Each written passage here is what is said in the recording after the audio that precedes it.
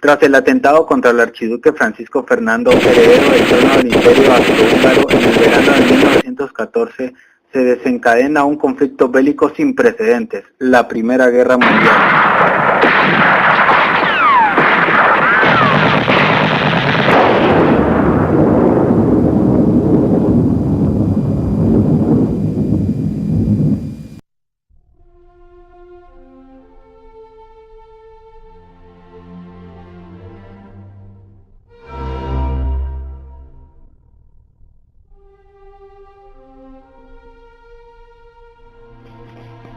La escuela de Frankfurt nace en 1923, tiene su apogeo hasta 1980 en Alemania. La escuela de Frankfurt surge a causa de la recencia económica de Estados Unidos y Europa, donde los medios de comunicación querían elevar el autoestima de la sociedad norteamericana en 1917.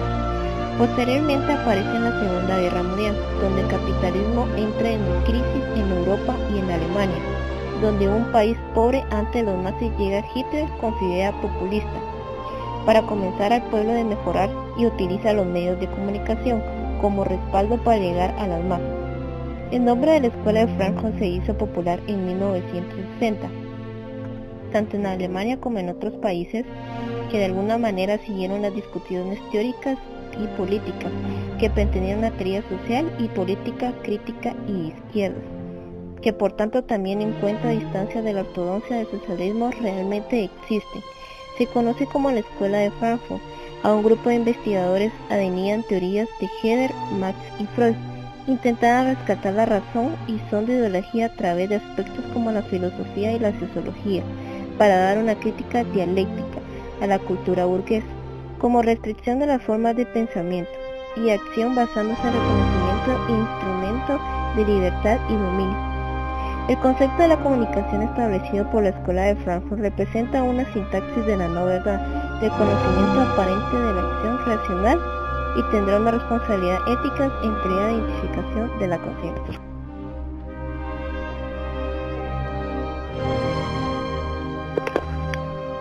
Horkheimer toma la dirección del Instituto de Investigación Social e imprime un nuevo rumbo al programa. El instituto se implica en la crítica a la pragmática política de dos partidos obreros alemanes, socialista y socialdemocrático, atacando su óptica economista. El método marxista de interpretación de la historia se ve modificado por instrumento tomado de la filosofía de la cultura y de la ética de la psicología, y de la psicología de las profundidades. El proyecto consiste en unir a Marx y a Freud, donde Marx critica el sistema capitalista, es decir, cómo funciona la sociedad, y Freud, psicoanalista, de establecer un método de investigación. Con la toma de poder por parte de Hitler, despiden a Horkheimer y a todos sus miembros fundadores del instituto. El único establecimiento donde resulta un lugar estable para los investigadores es en Estados Unidos, en la Universidad de Columbia.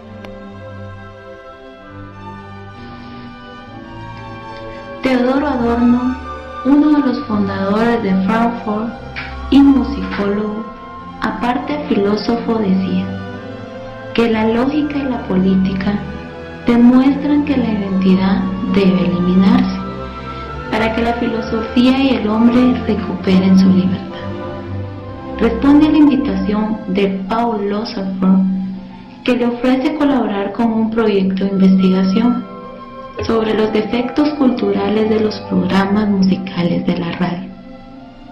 John Heimer comparte con Adorno ese sentimiento de profunda incompatibilidad de naturaleza epistemológica.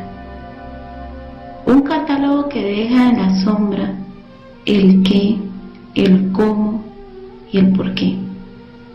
Cuando se me planteó la exigencia de medir la cultura, vi que la cultura debía ser precisamente aquella condición que incluye una mentalidad capaz de mediarla. La industria cultural.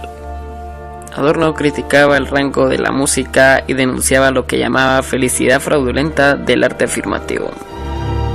Según él, su función social primordial consiste en reducir la distancia entre el individuo alienado y la cultura afirmativa, es decir, a semejanza del arte afirmativo, una cultura que favorece no lo que debería, a saber, la resistencia, sino por lo contrario la integración del estatus.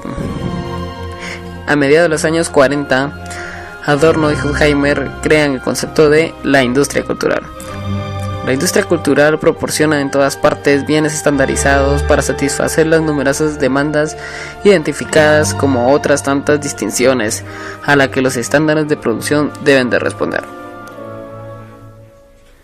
En nuestros días, la racionalidad técnica es la racionalidad de la propia denominación, el terreno en el que la técnica adquiere su poder sobre la sociedad, es el terreno de los que dominan económicamente. La racionalidad técnica. El filósofo Herbert Marcuse ha sido sin duda la figura más brillante de la escuela de Frankfurt en los años 60, hasta el punto que en mayo de 1968 se evocan las 3 M: Marx, Mao, Marcuse. Marcuse, profesor de la Universidad de California, pretende desenmascarar las nuevas formas de dominación política bajo la apariencia de racionalidad.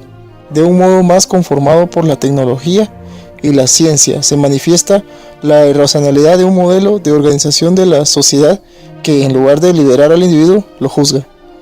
Entre la dialéctica de la razón, obra de Adorno y Horkheimer, en la que se integra el capítulo sobre producción industrial de los bienes culturales, el hombre unidimensional de Marcuse, se manifiesta la profunda coherencia de una escuela de pensamiento que critica un mundo en que la instrumentalización de las cosas acaba siendo lo de los individuos. El individuo se siente atraído por las necesidades que los mecanismos publicitarios y las propagandas les ofrecen, de modo que se ven plenamente identificados con ellos, como por ejemplo el automóvil de último modelo, utilizar la ropa de marca.